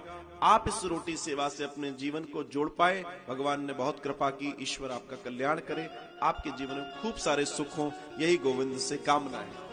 हमारी ओर से आपके लिए पग, क्योंकि एक सुंदर काम करने के लिए भगवान इस शीश को सलामत रखे, इस मानस को, इस सोच को सलामत रखे, ऐसी हमारी भगवान के चरणों में प्रार्थना है। भगवान भला करेंगे। तो आपकी ये रोटी सेवा निश्चित एक माता के लिए एक टाइम, एक वृद्ध जन के लिए एक टाइम की रोटी बन गई। जो यहाँ रहने आने वाले हैं उनकी सुविधा देखिए, वो अपनी व्यवस्था पहले करते जा रहे हैं। लोग कहते हैं हमें जीवन में कुछ काम करना है, भगवान का आश्रय लो। भगवान तुम्हारे आने के पहले तुम्हारा रोटा, पानी, कपड़ा, मकान, बिस्तर सब तैयार करके दे रहा है। बताओ भगवान दयालु नहीं है? उससे बड़ा कोई दयालु हो सकता है? ये कृपा है। और इसी क्रम में जो लोग हमारे गोल्ड मेंबर हैं, वो लोग गोल्ड मेंबर आप जानते हैं 51,000 रुपए की राशि होती है, 21,000 रुपए उसमें रोटी सेवा के होते हैं, 21 फुट भूमि का दान होता है, एक पेड़ के लिए दान होता है 2100 रुपए का, और एक दिन का लंगर 4800 रुपए का दान, टोटल 5100 रुपए होते हैं, 51,000 रुपए। लेकिन इस 51,000 में आपको एक अच्छी चीज जो मिलने जा रही है वो अद्वितीय है। आपको वृंदावन से जोड़ने की प्रक्रिया। तो हम और आप वृंदावन से जुड़े रहे, इसलिए आपकी इस गोल्ड मेंबरशिप के साथ आपको 2 लोगों को आजीवन प्रति वर्ष 5 दिन के लिए आपको वृंदावन में मानव मंदिर सेवाश्रम का साथ मिलेगा। पूरी तरीके से निःशुल्क होगा। आप सिर्फ वृंदावन से जुड़े रहे, ये गोविंद के चरणों में प्रार्थना है। इतनी सुंदर हम सब के साथ ये सहूलियत जुड़ गई, आनंद जुड़ गया। और इसी क्रम में जिन और लोगों ने अपने दानों की घोषणा की है, मैं चाहूंगा कि एक बार उन सबके भी सुंदर नामों की घोषणा हो और बड़े आनंद के साथ हम सब कथा प्रवाह में आगे बढ़ते हुए और जानेंगे कि श्री सूत जी के द्वारा श्री शौनिकादिकों तक और कौन सी चर्चा पहुंची आनंद के साथ। आइए उनके नामों की घोषणा। जय जय श्री राधे। तो परम सौभाग्यशाली हमारा इस पावन पवित्र श्रद्धाम वृंदावन और मानव मंदिर के दिव्य नवीन प्रांगण में बैठकर आज द्वितीय दिवस की मंगलमय कथा का हम सभी आश्रय ले रहे हैं और लगातार 4 महीनों से कथा का आनंद तो बरस ही रहा है। तो आप सभी जो भी चैनल के माध्यम से कथा श्रवण कर रहे हैं, बारंबार निवेदन है आप सब जुड़ जाइए। मनुश्री मानव सेवा संस्थान परिवार के माध्यम से, कथाओं के माध्यम से, सत्संग के माध्यम से व परम पूज्य महाराज श्री का जो मंगलमय संकल्प मानव मंदिर सेवा आश्रम का जो दिव्य प्रांगण का और दिव्य आश्रम का निर्माण बड़ी तीव्रता से हो रहा है। मैं तो कहूंगा जरूर अगर आप श्रद्धाम वृंदावन आते हैं तो एक बार जरूर चैतन्य विहार फेज 2 जरूर आए। आपको लगेगा आप दर्शन करके ही आपका मन प्रसन्न हो जाएगा। जो भी हमारे दानदाता है अपनी गाढ़ी कमाई का अंश दान करते हैं, उनको भी लगेगा कि हमारा एक एक रुपए सार्थक हो रहा। आप ऊपर जाके देखेंगे तो ऊपर भी कमरे लगभग बन रहे हैं, पीछे भी जाकर देखेंगे तो पीछे भी निर्माण कार्य प्रारंभ है। तो लगभग सुबह से परम पूज्य महाराज श्री, क्योंकि 4 बजे से कथा लाइव होती है, तो लगभग 3:30 बजे तक महाराज श्री के ही कुशल मार्गदर्शन में मानव मंदिर सेवा आश्रम का निर्माण कर पूरी ईमानदारी के साथ, पूरी तत्परता के साथ चल रहा। तो आपका और हमारा सभी का सौभाग्य होगा कि हमारा तन मन धन मानव मंदिर सेवा आश्रम से जुड़े और हम सब भगवान की अतिशय कृपा के पात्र बने। क्योंकि जो भी दान, चाहे आप अक्षय दान भूमि के रूप में दे रहे हैं, आप रोटी बैंक सेवा के रूप में दे रहे हैं, गोल्ड मेंबरशिप के रूप में दे रहे हैं, पूरी तरह से आपका वो दान अक्षय हो जा रहा। क्योंकि आपका दान किसी जिले, किसी शहर, किसी महानगर को नहीं जा रहा, आपका वो दान श्रीधाम वृंदावन को जा रहा और यहाँ पर बनने वाले मानव मंदिर सेवा आश्रम के लिए जा रहा। तो नर सेवा ही नारायण सेवा कही जाती है। परहित सरिस धर्म नहीं भाई और परिपीड़ा सब नहीं अधवाई। तो आपका दान अनंत गुना होकर आपको फल की प्राप्ति कराएगा। तो लगातार जो भी भक्त अभी तुरंत कथा से जुड़े हैं, आप भी बन सकते हैं रोटी बैंक सेवा से। मात्र आप देखें ना कितने भक्तों ने अपना पावन पवित्र नामों की घोषणा व्यासपीठ से ही होती है। 21,000 रुपए की सेवा देकर आप आजीवन भंडारे का पुण्य प्राप्त कर सकते हैं। हो सकता है आप नवरात्रि के समय भंडारा कराते हो, शिवरात्रि के समय भंडारा कराते हो, लेकिन एक दिन के भंडारा में व्यक्ति का 1,50,000 खर्च हो ही जाता है। लेकिन यहाँ मात्र 21,000 रुपए की सेवा आजीवन आपके जीवन के साथ और जीवन के बाद भी भंडारे का पुण्य घर बैठे आपको मिलेगा। तो साथ ही साथ जो माताओं की आवश्यकता है, रोटी, कपड़ा और मकान, तो 21,000 में आप रोटी सेवा दे सकते हैं। और उसके साथ ही साथ हमारे यहाँ 51,000 रुपए की सेवा देकर आप गोल्ड मेंबरशिप की सदस्यता लेते हैं। तो जहां राजा बलि ने 3 पग भूमि दान करके भगवान को प्राप्त कर लिया, भगवान नर से नारायण हो गए, भगवान वामन से विराट हो गए, अनंत गुना फल मिलता है। 3 फुट भूमि दान करी थी राजा बलि ने और आपको उस गोल्ड मेंबरशिप की सदस्यता में 21 फुट भूमि दान का लाभ मिल जाता है। रोटी बैंक सेवा से भी आप जुड़ जाते हैं। साथ ही साथ पर्यावरण प्रकृति की सुंदरता को बचाए रखने के लिए और बनाए रखने के लिए श्रीधाम वृंदावन में एक वृक्ष भी लग जाता है और एक दिन का लंगर और भंडारी की सेवा सम्मिलित रहती है। साथ ही साथ जो सबसे बड़ा आध्यात्मिक लाभ हम सबको मिलता है, हमारी जो यात्रा होती है वो यात्रा पूरी तरह से सफल हो जाती है जब वृंदावन में कमरा मिल जाए। तो मानव मंदिर सेवा आश्रम 5 दिन पूरी तरह से निःशुल्क आपको देगा 2 व्यक्तियों के लिए। वर्ष में आप किसी भी समय आ सकते हैं और हमारे इस पावन पवित्र नवीन आश्रम में रुककर वृंदावन बांके बिहारी के दर्शनों के साथ साथ पूरा वृंदावन का भ्रमण भी कर सकते हैं। तो प्रमाण पत्र, पटका, पगड़ी के माध्यम से आपका सम्मान भी होता है। इसके साथ ही साथ लगातार आप चाहे 1 foot, 2 foot, 3 foot, 5 foot, 10 foot, जैसी भी ठाकुर जी ने आपको सामर्थ्य दी है, जरूर वृंदावन में चाहे ईंट का दान करें, चाहे भूमि का दान करें, चाहे गिट्टी का दान करें, आप किसी भी प्रकार का दान देकर, क्योंकि यहाँ तो एक एक ईंट में आप भगवान कृष्ण ही समाये हैं। क्योंकि लगभग 4 महीने से तो निरंतर कथा हो रही। जब यहाँ काम चलता है, मजदूर लाते हैं, सीमेंट गिट्टी, तो भगवान की कथा चलती रहती है। काम भी वो कर रहे हैं और भगवान का नाम और कथा भी श्रवण कर रहे हैं। तो सोचिए, जिस भवन का निर्माण भगवान की कथा और कीर्तन से होगा, तो जो व्यक्ति यहाँ पर रहेगा उसको भगवान की कितनी अनुभूति होगी, उसका चिंतन कितना पवित्र हो जाएगा और कितनी जल्दी ठाकुर जी की प्राप्ति हो जाएगी। एक जगह पे रामायण हो जाती 24 घंटे की, तो स्थान सिद्ध हो जाता है। यहाँ तो निरंतर कथाओं का प्रवाह जारी है। गंगा बरसती रहेगी, यमुना बरसती रहेगी। तो जरूर आप भूमि दान करके भगवान की विशेष कृपा के पात्र बन सकते हैं। उसके साथ ही साथ अभी हम सभी महाराज श्री के साथ लखनऊ की यात्रा में थे। बहुत बड़े बड़े फ्लैट बने थे और हमने पूछा कि कीमत क्या है, तो लोगों ने बताया 1,25,00,000, 90 लाख रुपए, 1.5 करोड़ रुपए। और यहाँ परम पूज्य महाराज श्री ने मात्र जो कक्ष के निर्माण की राशि रखी है 2.5 लाख रुपए, 3.5 लाख रुपए और 4,51,000 रुपए। तो मात्र 2,51, 3,51 व 4,51 की सेवा देकर आप वृंदावन मानव मंदिर सेवाश्रम में एक कक्ष का निर्माण भी करा सकते हैं, अपनी एक कुटिया बुक करा सकते हैं। और लगातार कथाओं का आनंद तो बरस ही रहा है। अभी भी इस समय आप इस कथा से जुड़ सकते हैं, क्योंकि आज 2 ही दिन कथा को अभी चली रहे। आप अभी तुरंत फोन करके अपना रजिस्ट्रेशन करा सकते हैं। कथा में अपना ऑनलाइन हमारे पंडित जी संकल्प करवाएंगे और वृंदावन धाम में आपकी पोथी बांची जाएगी, पोथी का श्लोक पाठ होगा। साथ ही साथ तो 2020 की जो विश्राम कथा, इसका भी आनंद ले रहे हैं। और पुनः 1 से 7 बड़ी दिव्यता भव्यता के साथ इस व्यवहारिक 9 वर्ष की शुरुआत मानव मंदिर सेवा आश्रम से हम सभी करेंगे। परम पूज्य महाराज श्री के साथ में दिव्य अमृतमय श्रीमद् भागवत महापुराण 2021 की प्रथम कथा।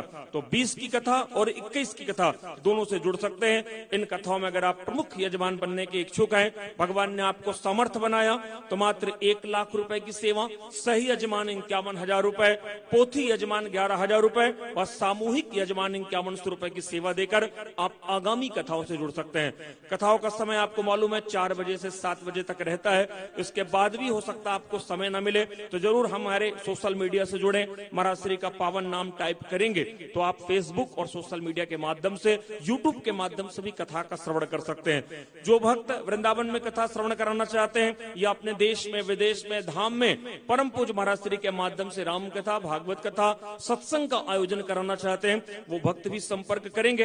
अब आइए, कई भक्तों ने अपनी मंगलमय सेवाएं मानव मंदिर सेवा आश्रम को प्रदान करी है। उन सभी दानदाताओं के ऊपर बांके बिहारी की अतिशय कृपा बरसे। तो प्रथम है श्री राजेंद्र शर्मा जी, आप रतलाम से कथा श्रवण कर रहे हैं। आपने जो हमारे यहाँ वृक्ष लगाए जाते हैं उसके लिए आपने 2100 रुपए की सेवा प्रदान करी है, बहुत बहुत धन्यवाद।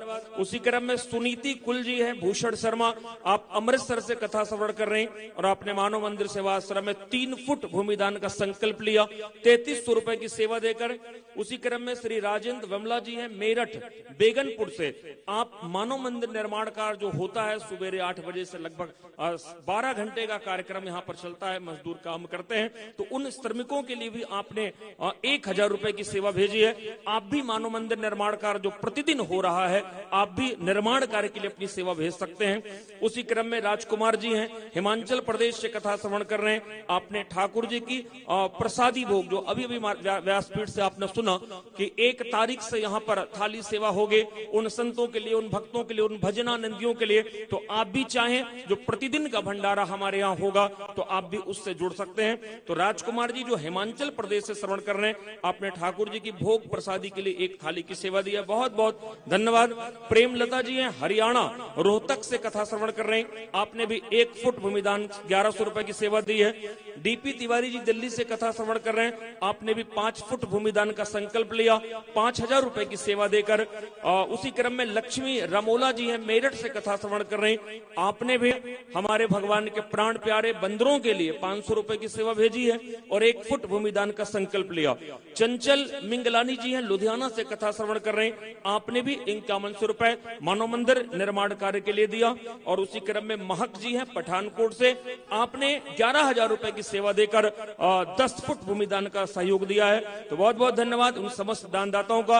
आप भी आपके टीवी स्क्रीन पर, चाहे आप टीवी पे सुन रहे हो, मोबाइल पर देख रहे हो, हमारे कार्यालय, हमारे संस्था के नंबर चल रहे हैं, आप भी इस पावन पवित्र श्रीमद् भागवत जी की मंगलमय कथा में और 2020 के इस विदाई की कथा में, ताकि दोबारा ऐसा महामारी का काल न आए, तो भगवान को धन्यवाद ज्ञापित करने स्वरूप आप भी मानव मंदिर सेवा आश्रम में किसी भी प्रकार की सेवा देकर अपने पावन नामों की घोषणा करा सकते हैं। आइए पुनः चलते हैं महाराज श्री के पावन चरणों में। जय जय श्री राधे। श्री राधे, श्री राधे, श्री राधे, राधे राधे। बहुत आनंद। गोविंद आप सबके जीवन में कल्याण करें खूब। आपको इतना सुंदर भाव दिया कि आप सेवा कर पाए, भगवान ने आपको सक्षम बनाया। मैं चाहूंगा कि गोविंद आप सबके परिवारों में, आप सभी दानदाता और श्रोताओं को बहुत बहुत आनंद दें, आपके जीवन का कल्याण हो। हमारा एक ही प्रयास है, मानवता का निर्माण करवाना, और हमारा से मतलब हम सबका। मानव मंदिर सेवाश्रम एक सिर्फ निमित्त है। मेरा तो प्रकल्प यह है कि जब कोई यहां आएगा तो सबसे पहले तो मैं आपसे ये कहना भी चाहता हूं कि अगर आपके जीवन में ऐसा लगता है कि कोई नहीं है सहारा, कुछ है, तो हमारे दिए गए नंबरों पर आप टेलीफोन कर सकते हैं। अपना रजिस्ट्रेशन कराएं आजीवन यहां रहने के लिए। जिनके पास कोई साधन नहीं है, कोई सहारा नहीं है, अभी रजिस्ट्रेशन चालू है, तो आप दिए गए नंबरों पर फोन कर सकते हैं, जिससे आपके लिए भी एक सुंदर जगह तैयार करवाई जा सके और आप वहां पर आकर अपने जीवन को भगवान श्री कृष्ण के चरणों में बड़े आनंद के साथ जीवन यापन करें। ये मेरा निवेदन उन सब से, अगर मुझे सुन पा रहे हैं, आपके जीवन में कोई कष्ट है तो कष्ट में मत रहो भैया, यहां के आनंद में रहो। क्यों कष्ट में जानबूझ के अपने जीवन को डाले हुए हो? तो वो लोग जिनका कोई नहीं, जिनके पास कोई सामर्थ्य नहीं, जिनके पास कोई धन नहीं, उन सब से मेरा निवेदन कि वो हमें कॉल कर सकते हैं और अपना रजिस्ट्रेशन करा सकते हैं, जो कि बिल्कुल निशुल्क है, उसमें कोई राशि नहीं लगनी, कभी नहीं लगनी। एक बात। दूसरी बात, वो लोग भगवान ने जिन्हें समर्थ बनाया है और अगर उनको लगता है कि वो अपने सारे कार्यों से निवृत्त हो गए, तो उनके लिए हमारे पास एक बहुत सुंदर योजना है जिसको हम बोलते हैं आजीवन वानप्रस्थ कुटिया। आजीवन वानप्रस्थ कुटिया। ये जो आजीवन वानप्रस्थ कुटिया है, इसकी सुंदरता ये है कि ये इस कुटिया में 2 लोग रह सकते हैं, पति पत्नी, मां बेटा, बेटा जो भी है, ब्लड रिलेशन वाले 2 लोग रह सकते हैं। ये पूरी तरीके से व्यवस्थित फर्निश्ड कुटिया है, अटैच लेट बाथ है, और सबसे खास बात है कि इसमें आपको जब आना है तो सिर्फ अपने कपड़े पहनने के लेकर आने, बाकी एक कील आपको लेकर आने की जरूरत नहीं है। इस कुटिया को तब तक आपका रहना है और आपको इस कुटिया के रहना है जब तक आपका जीवन है। जब आपका जीवन समाप्त हो जाएगा तो ये कुटिया आश्रम को वापस चली जाएगी और किसी के काम में आएगी जो अपने जीवन का वानप्रस्थ जीना चाहता है। आप लोग इतने महंगे महंगे फ्लैट लेते हैं, करते हैं वृंदावन में, कभी आप आते हैं, कभी नहीं आ पाते। आप आते हो तो फिर आपको लगता है कि अब रोटी कौन बनाएगा, और होता ही है ना, पैसा भी लगा दिया, सोसाइटी का भी पैसा दे रहे हो, सब कर रहे हो, क्या मतलब है सब करने का? बहुत बहुत सुंदर राशि उसकी रखी गई है, आप टेलीफोन करके चर्चा कर सकते हैं। आपको लगता है आप आजीवन रहिए, आप आते जाते रहिए, कुल मिला के अपना जीवन वृंदावन में गुजारो, क्योंकि जब जुड़ोगे वृंदावन से तब न जाकर जीवन का कल्याण होगा। तो जो जिनके पास कुछ नहीं है उनके लिए भी, और जिनके पास भगवान ने सब कुछ दिया उनके लिए भी मानव मंदिर सेवाश्रम दोनों हाथों से स्वागत करने के लिए तैयार है। अब एक तो सबसे नीचे की स्थिति हो गई, सबसे ऊपर की स्थिति हो गई, अब आ गए मध्य वाले लोग, वो क्या करें? तो बड़ी जीवन में इच्छा होती है कई बार कि हमारे परिवार से भी धाम में कोई कक्ष होना चाहिए।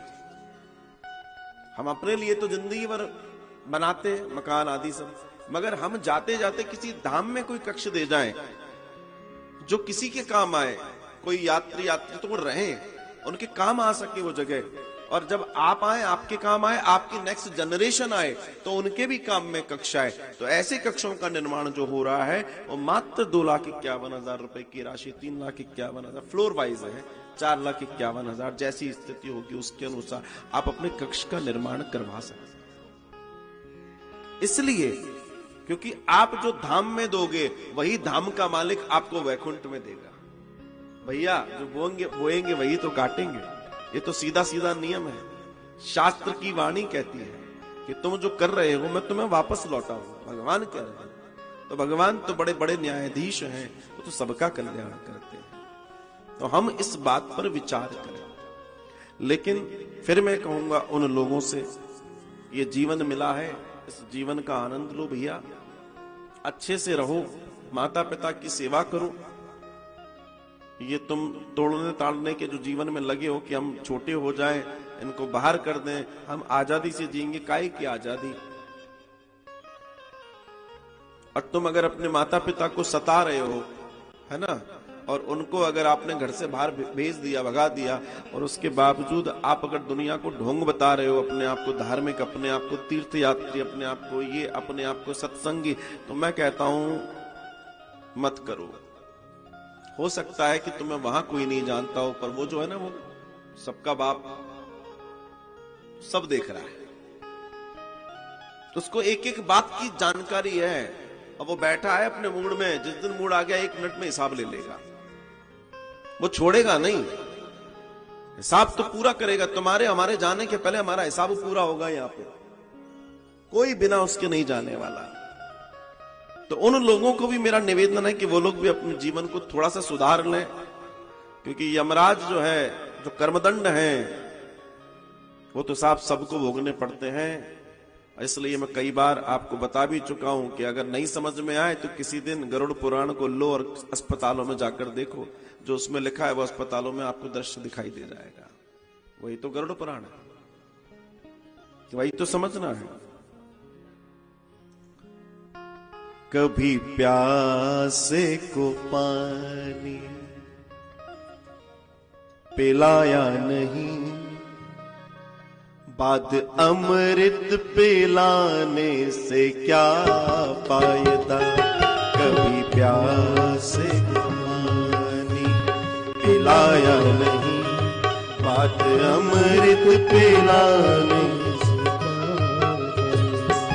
कभी गिरते हुए को उठाया नहीं, बाद आंसू बहाने से क्या फायदा। कभी गिरते हुए को उठाया नहीं, बाद आंसू बहाने से क्या फायदा। कभी प्यासे को पानी पिलाया नहीं, बाद अमृत पिलाने से क्या।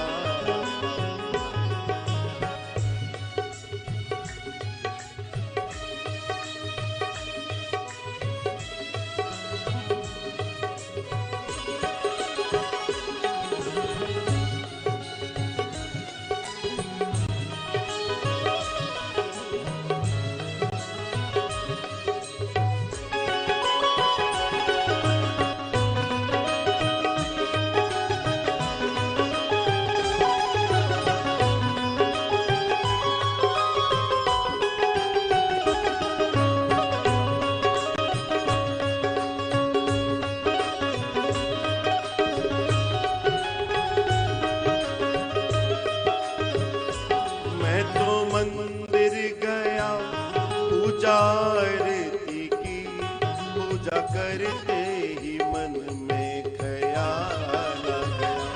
मैं तो मंदिर गया पूजा आरती की, पूजा करते ही दिल में ख्याल आ गया। कभी माँ बाप की सेवा की नहीं, फिर पूजा के करने से क्या फायदा। कभी प्यासे को पानी पिलाया नहीं, बाद अमृत पिलाने से क्या फायदा।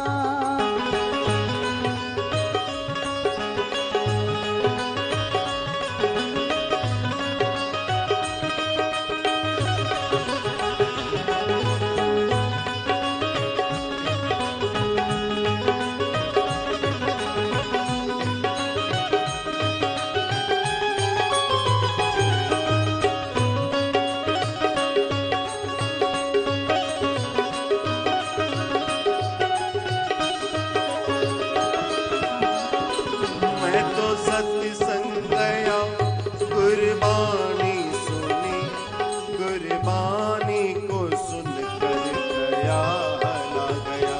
मैं तो सत्संग गया गुरबानी सुनी, गुरबानी को सुनकर ख्याल।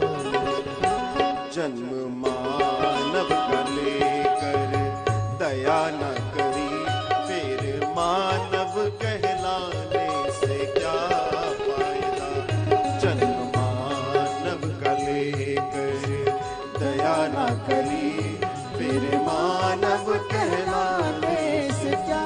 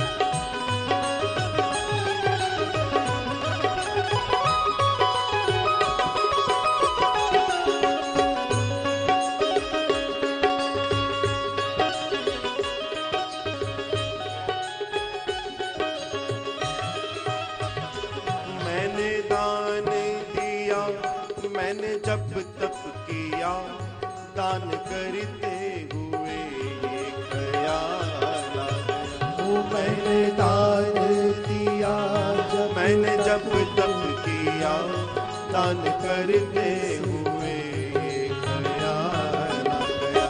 कभी भूखे को भोजन कराया नहीं, दान लाखों का करने से क्या फायदा। कभी भूखे को भोजन कराया नहीं, दान लाखों का करने से क्या फायदा।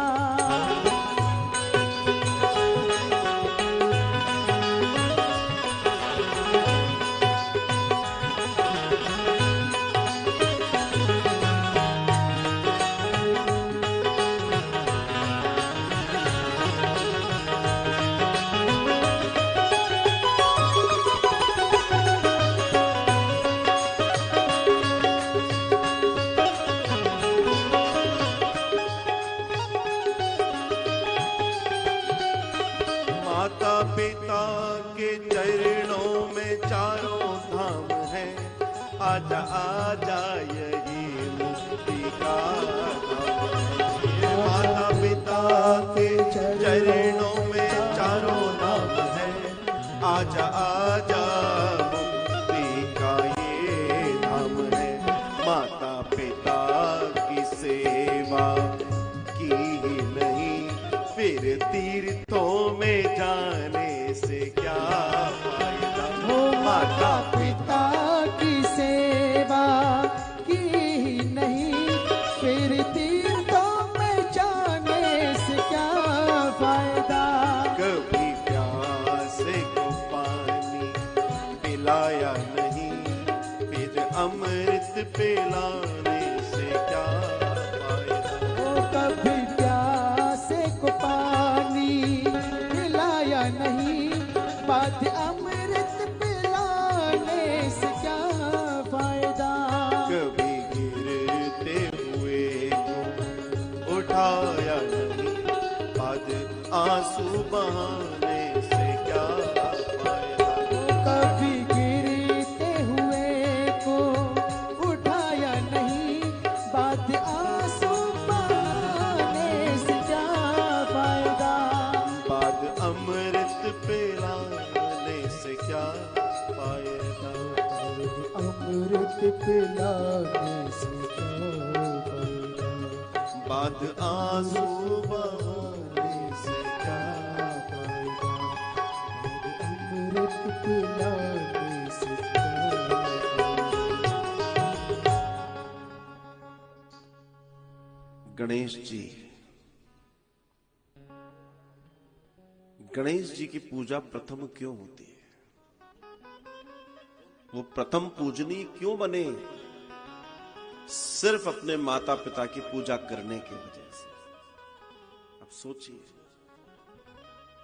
अगर देखिए मूरत सूरत में देखा जाए तो उनकी सूरत तो पशु वाली है, तो ये भी भेद हो सकता है देवी देवताओं में कि साहब हमारे में से जो सुंदर दिखे उसको पहले पुजवाओ। देखो, हम अपनी दृष्टि से सोचो, मनुष्य ना ऐसे ही सोचते हैं।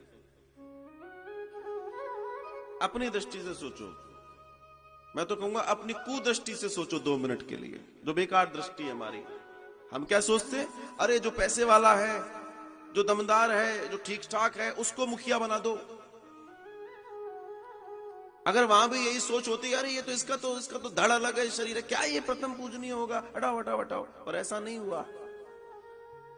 सोचो, ऐसे शरीर को भी सिर्फ अपने माता पिता की पूजा करने से देवताओं में प्रथम पूजनीय बना देता है, तो हम और आपको जीवन जीने में क्या परेशानी हो सकती है अगर माता पिता का आशीर्वाद आपके सर पर होगा? क्या परेशानी होगी? आप कल्पना करके देखो इस बात को। ये जीवन कितना सुंदर हो सकता है, कितना आनंददायक हो सकता है अगर हमारे 24 घंटे हमारे सर पर दुआओं का साया हो, माता पिता का आशीर्वाद हो, उनकी दुआएं हो। आपका कोई बाल बांका नहीं कर सकता साहब, क्योंकि हमने नहीं देखा परमात्मा को, हमें दिखाया गया मूर्तियों में और चित्रों में ये भगवान है। तो भगवान क्या करते हैं? भगवान हमें जीवन देते हैं। तो जीवन तो हमारे माता पिता ने हमें दिया, साक्षात भगवान है, साक्षात भगवान है। और उन्हीं माता पिता ने तो उस भगवान के बारे में बताया। उन्हीं माता पिता के द्वारा हमें गुरु भगवान के बारे में पता पड़ेगा। अगर वो माता पिता नहीं होते, ये शरीर उनसे नहीं मिला होता, तो न उस भगवान को जानते न गुरु भगवान को जानते। मैं कहता हूं वो बाद में, पहले माता पिता हमारे पूजनीय, पहले वो पूजनीय। इसलिए बाबा ने भी बड़ी सावधानी से लिखा, हमारी प्रथम गुरु कौन है? मां। दूसरा कौन है? पिता। और तीसरा हमारे आध्यात्मिक गुरु जो हमारे कान में मंत्र देते हैं, जो हमारी आत्मा को उस चैतन्य तक पहुंचाने के प्रयास में रहते हैं। मात पिता और गुरु की वाणी बिनही विचार करई, सही जानी शुभ जानी जो आप मान के चलो। ये जीवन का सार है साहब। आपको कोई जिंदगी में कोई तकलीफ नहीं हो सकती अगर आपके माता पिता की आशीर्वाद आपके साथ है। चट्टानों पे चढ़ जाना, बिहड़ों में चले जाना, रेगिस्तानों में चले जाना, हो सकता है रेगिस्तान में भटकते भटकते आपको प्यास लगाए, कहीं कोई पानी न मिले, मगर कोई मेरी मां की दुआ ऐसी आएगी कि उस रेगिस्तान में भी कोई जलधारा फूट के तुम तक पहुंच जाएगी। ले पी पानी, ले पी पानी। इतनी दुआ है, इतना असर है माता पिता की दुआओं में। ऐसे ही तमाम माता पिताओं को मेरा प्रणाम, जिनके सुंदर संस्कारों से उनके बच्चों में वो संस्कार आए जो आज इस मानव मंदिर सेवाश्रम को उन संस्कारों की वजह से सहयोग और सेवा प्रदान कर रहे हैं। मेरा उनके माता पिता को प्रणाम है व्यासपीठ से, जो उनके अंदर इतनी सुंदर सोच आई है, चेतना आई है। श्री सूत जी श्री शौनिकादिकों को कथा सुनाते हैं और बताते हैं कि महाभारत के युद्ध के बाद जब कोई नहीं बचा, कौरव आदि सब शांत हो गए, पांडव बचे थे और एक इनके यहां बच्चा था, वो अभिमन्यु मार दिया गया, तो कोई और भी नहीं था। पांडवों के 5 पुत्र मार दिए गए, वंश के लिए अब कोई बचा नहीं था। लेकिन गोविंद की लीला देखिए, उत्तरा के गर्भ में एक बालक पल रहा है, उत्तरा के गर्भ में एक बालक था, और अश्वत्थामा ने उस बालक को मारने के लिए भी बाण छोड़ दिया, ब्रह्मास्त्र छोड़ा, लेकिन जाको राखे साइया मार सके न कोई। भगवान जिसके ऊपर कृपा कर बैठे हैं, कभी कभी सुनते हो ना आप, रिपोर्टें सुनते हो ना, 6 मंजिल से गिरा बच्चा, खरोंच नहीं आई है। एक हम तो आश्चर्य, अभी तक भगवान, देखो भगवान है कि नहीं है ये तो तब समझ में आता है। तो एक बार पढ़ी कि ट्रेन में शौच में एक महिला गई और उसको प्रसव हो गया और प्रसव गिर पड़ा। चलती ट्रेन की बात बता रहा हूं, ये आपने भी सुनी होगी ये स्टोरी। आप कल्पना करो, वो जो गिट्टी होती है ना, जो बिछी होती है ट्रेन की, वो गिट्टी अगर वो इतनी तीखी होती है, वो गोली की तरह काम करती है। वो कोमल सा बच्चा जो मां के शरीर से अलग हुआ और वो उस पटरी के बीच में उस गिट्टी पे गिरता है और चैन खींची जाती है, लोग पीछे दौड़ते हैं, वो मां रो रही है और वहां जाकर देखते हैं बच्चा खरोंच तक नहीं है और वो बस किलकाली भर रहा है। अब बताओ, परमात्मा, यही तो परमात्मा है, यही तो परमात्मा है। और अब क्या देखना चाहते हो?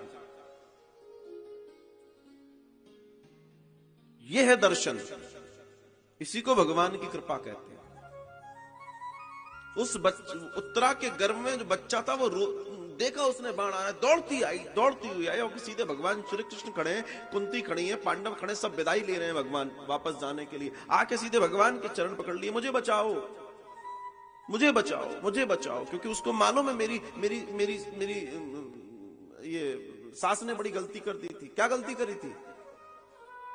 द्रौपदी ने गलती करी थी और वो सबसे बड़ी गलती थी कि जब दुशासन ने उसको केशों से पकड़ा तो वो दुशासन से कह रही थी छोड़ मुझे।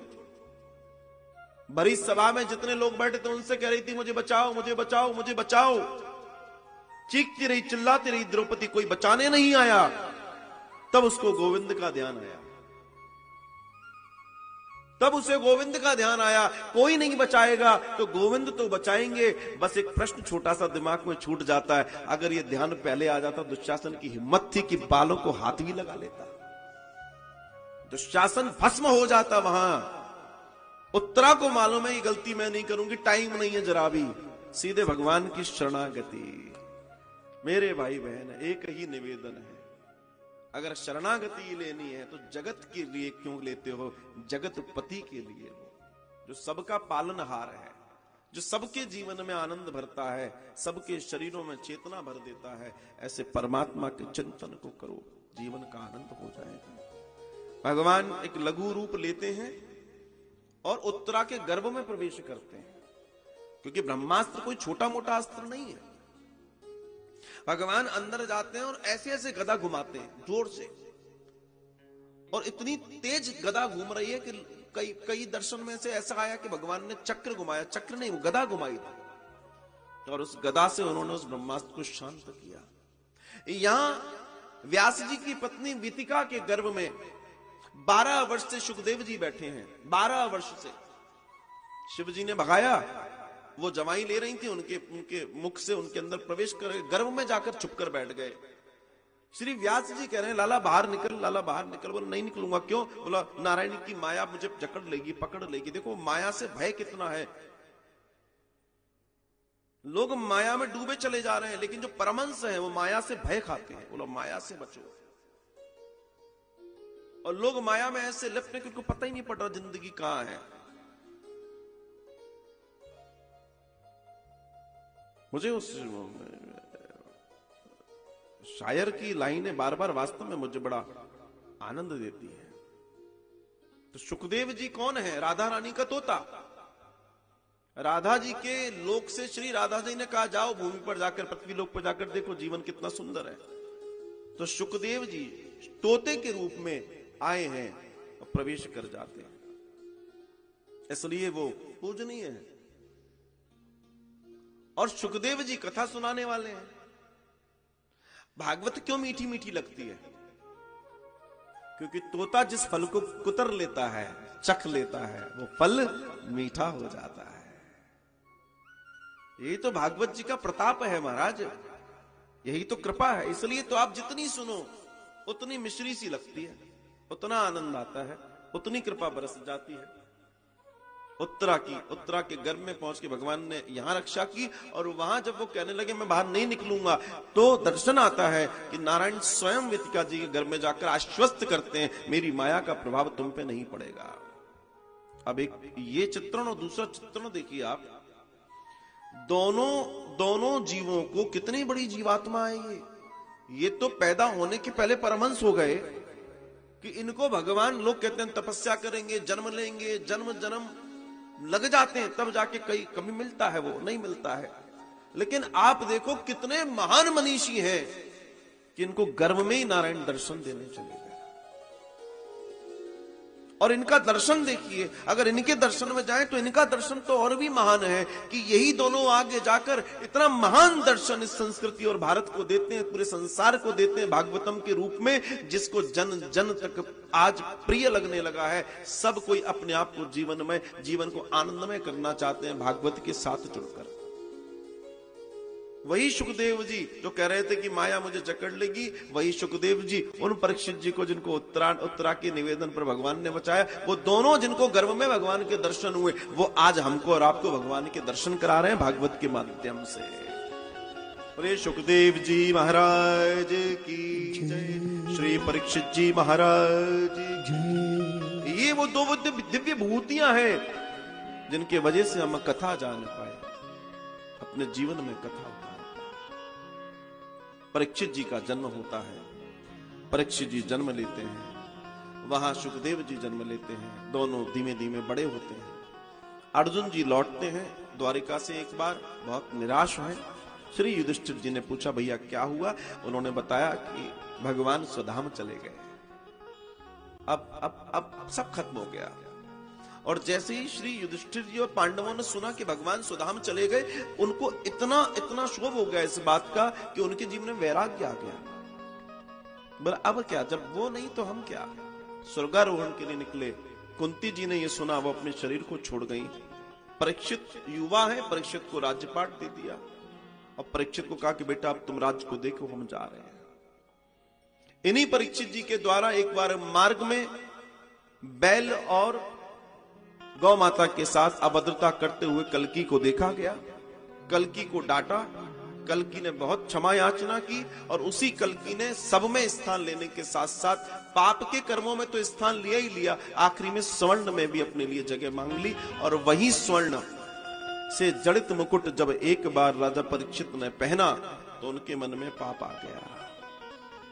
अब प्रश्न आपका यह भी हो सकता है कि साफ सोने में सोना इसका मतलब गड़बड़ करता है? सोने में अगर कलयुग रहता है तो फिर तो गड़बड़ हो गई, अब क्या करें? तो आपको मालूम है कि भगवान का हर जगह प्रवेश है, हर जगह। तो भगवान जिस धातु में रहते हैं, जो भगवान जिस धातु में रहते हैं उस धातु का नाम भी सोना है। तो आपके सोने में भगवान रहे या कल्की रहे, ये आपके कर्म और आपकी आमदनी, आपकी कमाई के रूप को देख के समझ आएगा। आज पंकज बड़ा विकलित था, बहुत विचलित था। मैं पूछ रहा था अभी कथा के पहले की, बोला महाराज जी बात ये नहीं है कि उसमें धन भी रखा था, बात ये है कि राम नाम की डायरी रखी थी, सारे दृष्टांत रखे थे, मेरी जाप करने वाले ये रखी थी, वो रखी थी। सबसे बड़ी बात है कि जो मैं लिखता रहता हूं वो कलेक्शन था, वो तो अमोल है ना। अब वो रिक्शे वाले कहा, मैंने कही देखो भैया ये वृंदावन है, हमारा जो अपना व्यक्तिगत अनुभव है ये वृंदावन है। यहां वृंदावन की महिमा जो हमें समझ में आई है, बाकियों को तो छोड़ो जो भगवान है, लेकिन यहां के रिक्शे वाले हो या टेम्पू वाले हो या कोई वाले हो, ये तो बैग लौटाने ही आते हैं और लौटा के चले गए। देख लो, ये कृपा है। कहने का तात्पर्य यह है भैया, तुम्हारा राम नाम पे, तुम्हें अपने राम नाम पे विश्वास रखो, राम खुद आएंगे तुम्हारा सामान लौटा के जाएंगे। तुम्हें चिंतित होने की जरूरत नहीं है। बस जीवन में ध्यान रखना, अपनी कृपा अपने अपने कर्मों के आधार पर प्राप्त करिए। जिस दिन हम जीवन में ये साध लेंगे तो आप सोचिए, हो सकता है कि बैग को भी लग रहा होगा ये अपने साथ ही रखे रहते हैं, कभी हम फ्री होकर खुद भी तो वृंदावन घूमे, तो बैग खुद फ्री होकर बिना उसके साथ वृंदावन की परिक्रमा। जय हो, बहुत सुंदर। तो महाराज ये है आनंद, इस आनंद को हमें समझना है। तो श्री परीक्षित जी के द्वारा जब देखा गया तो वो कौन सा सोना था? वो सोना था जरासंध का मुकुट। वो जरासंध जिसने कई राजाओं की हत्या करके उनके राज्यों को हड़पा और उनके मुकुटों से एक बड़ा मुकुट बनाया था। तो पापकर्मी का पापों से भरा हुआ सोना। अगर आपके पास नेकी की कमाई है, ध्यान रखना, आपकी नेकी की कमाई है और उससे आप सोना नहीं जो बना लो वो कभी बेकार नहीं है। लेकिन पाप की कमाई, रिश्वत की कमाई, अनैतिक तरीकों से कमाई गई कमाई अगर आपके पास है तो जीवन में ध्यान रखना, उस पे तो कलयुग डाका डाले ही डालेगा।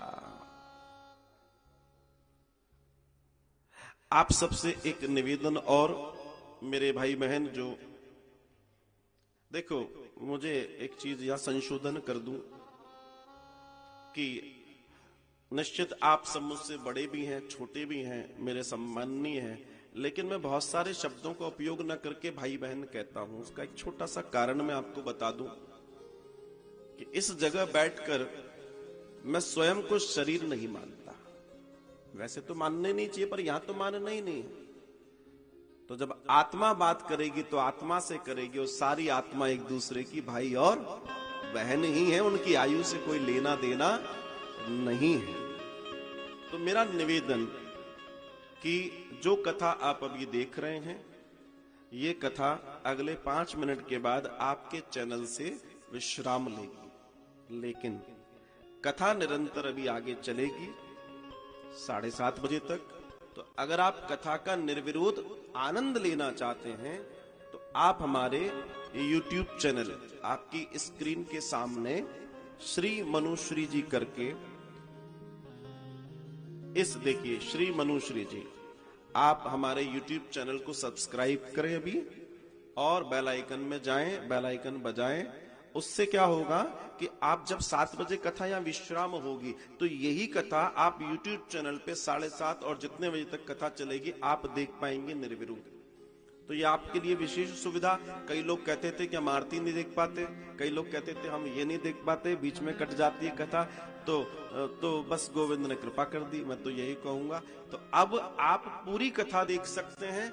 आपसे निवेदन, आप अभी अपने मोबाइल, अपने लैपटॉप, अपने जो भी आपके पास एसेसरीज हैं, आप उनसे YouTube में जाएं, श्री मनुश्री जी आपकी स्क्रीन पर है। आप चाहे स्क्रीनशॉट ले सकते हैं, फोटो खींच सकते हैं, टाइप कीजिए, सब्सक्राइब कीजिए और ये कथा की जो गति है, इस गति के साथ आप भी हमारे साथ आरती तक चलिएगा। जीवन का बड़ा आनंद हम सबको मिल जाएगा। तो श्री परीक्षित जी ने उन्हें टोका, क्योंकि वो गाय और वो उसको जगह दी। उसके बाद कलयुग ने कहा साहब मुझे कोई अच्छी जगह दे, तो सोने में दे दिया। लेकिन उस मुकुट को पहनकर जो पापाचार से कमाया हुआ था, उसमें पाप की गति थी, उसको जैसे ही धारण किया मति बिगड़ गई। बोला आज मैं आखेट करूंगा, शिकार करूंगा। निकल गए, शिकार विकार कुछ मिला नहीं और आखिरी में जाके थक गए। एक आश्रम दिखा तो जाकर पानी और भोजन चाहा कि जाओ भाई, यहाँ का राजा हूं मैं। अहंकार आ गया कि मैं राजा भी हूं। तो बस फिर क्या था, जैसे ही अहंकार आया, एक ऋषि समाधि में बैठे, उनका नाम है शमीक ऋषि। वो समाधि में बैठे, राजा ने उनको 2-3 बार कुछ पूछने की कोशिश की, उन्होंने कुछ बोला नहीं। अब जाहिर सी बात है, समाधि में बोले क्या बोलेंगे। राजा को क्रोध आया, क्योंकि ऊपर सब कुछ गड़बड़ वाला मामला है। जैसा खाओगे अन्न वैसा रहोगे मन।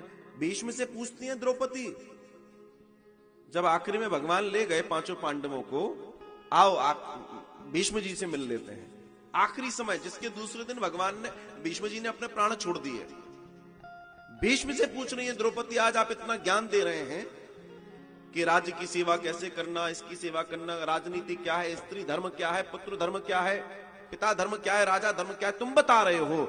आज मुझे हंसी इस बात की आ रही है, पितामह आप स्त्री धर्म की बात कर रहे हैं ना, उस दिन आपका स्त्री धर्म कहां गया था जिस दिन मेरे साथ अन्याय हो रहा था।